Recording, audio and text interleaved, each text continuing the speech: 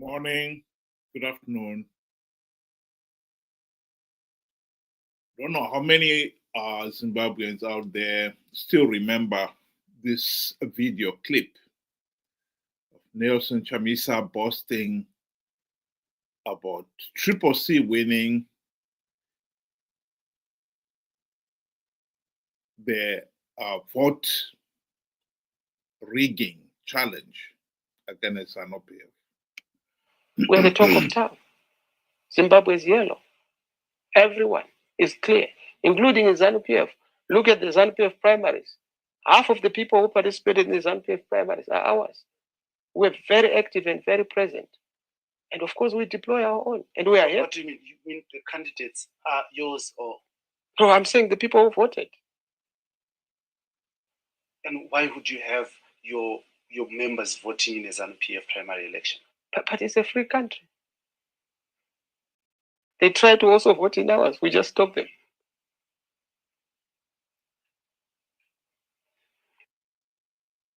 Chamisa had a snug smile on his face, claiming that Triple C members were interfering in Zanu PF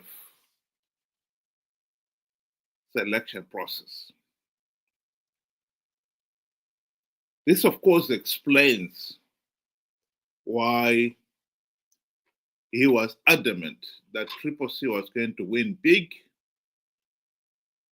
even after he had been repeatedly warned that without first implementing the democratic reforms, Zanu PF was going to rig the 2023 elections. He was content taking Zanu PF on its own game of rigging elections, confident Triple C will prevail, at least in the Zanu PF primaries, telling us here that Triple C prevailed. Triple C members were involved in the voting on who was to be the Zanu PF candidate.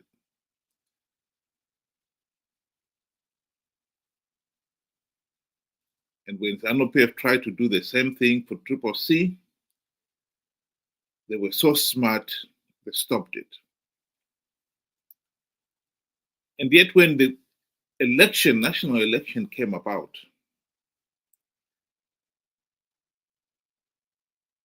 the result was the other way around. This time, Zanu PF prevailed. And guess what? Chamisa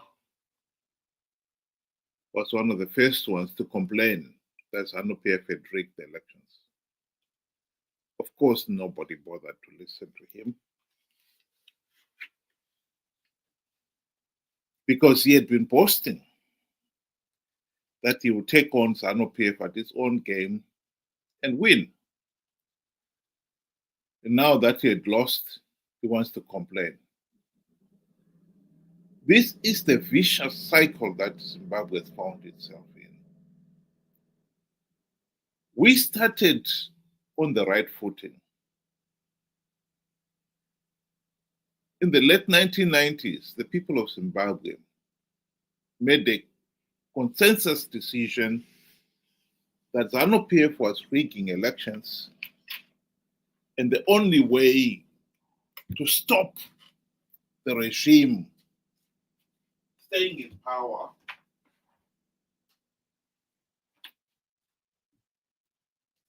was to elect opposition whose number one task would be to implement the democratic reforms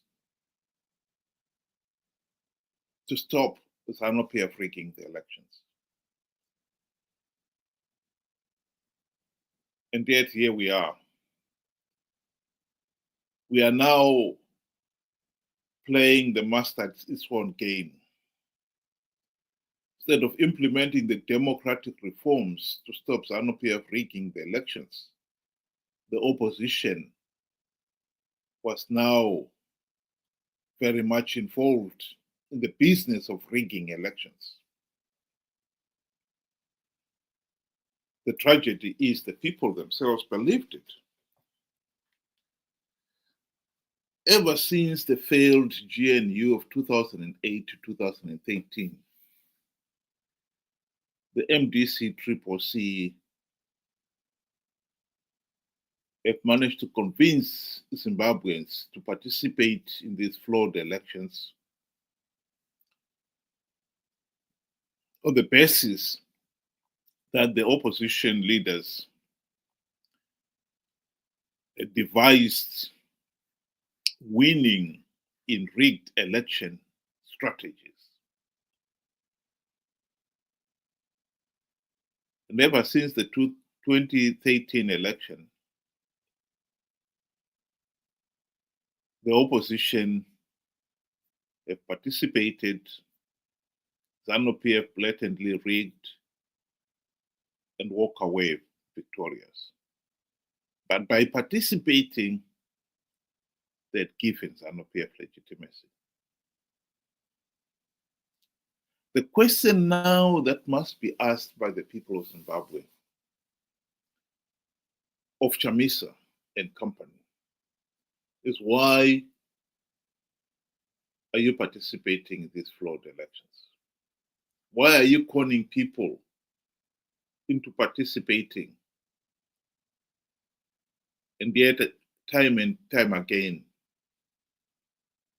you complain that Zanu PF rigged the elections.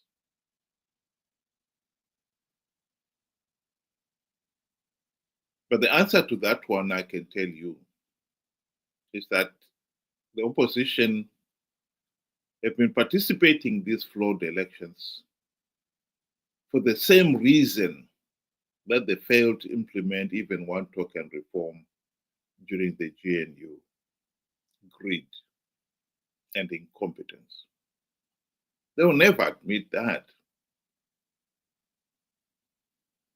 So if we are serious about ending, about stopping Zanu PF rigging elections, we have to ask ourselves, after 45 years of Zanu PF blatantly rigging the elections and leaving the nation now stuck with this corrupt, incompetent, and tyrannical regime for 45 years and counting, how many more years will it take before the people of Zimbabwe wake up to the reality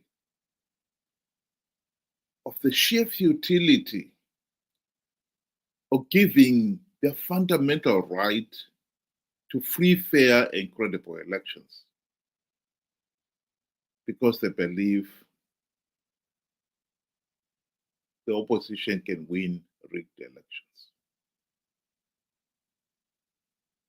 Yes, it is the ordinary Zimbabweans themselves who have made themselves victims to this situation.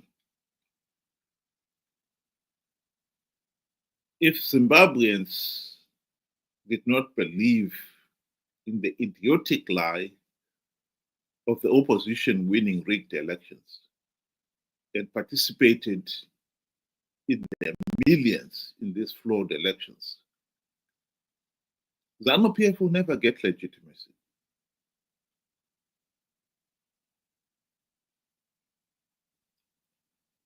This message has got to be hammered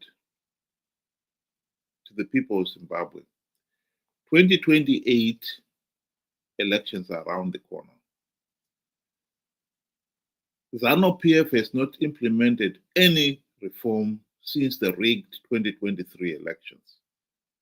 Confident that the opposition will participate in the flawed elections as usual, and they will con their supporters to participate in their millions. The opposition themselves, they are so focused on winning the few gravy train seats on offer for participating, they will call their followers to participate, knowing fully well that ZANU PF is rigging the elections. It is for the ordinary Zimbabweans themselves to realize, to open their eyes to the reality that we have been down this road before. We have been talked into giving up our right to free, fair, and credible elections on the belief that the opposition can win rigged elections. What makes the whole idea such a nonsensical one is that if the election are not free, fair, and credible, Zimbabwe will still be stuck with the label of being a pariah state, incapable of holding free, fair, and credible elections, regardless of who wins at the end of the day.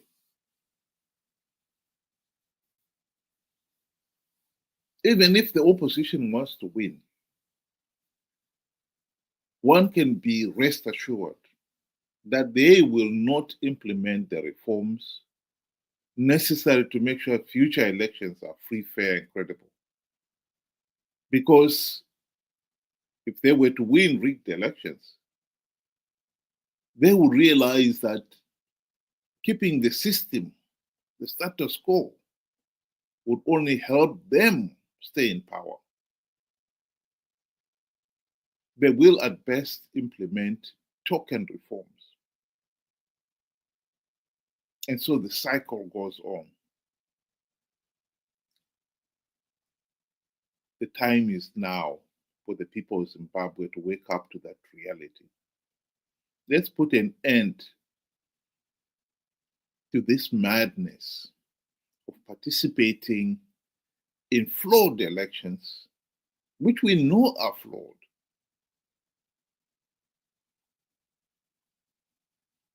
Only to give ZANU PF legitimacy, give the opposition leaders who participate a few gravy train seats,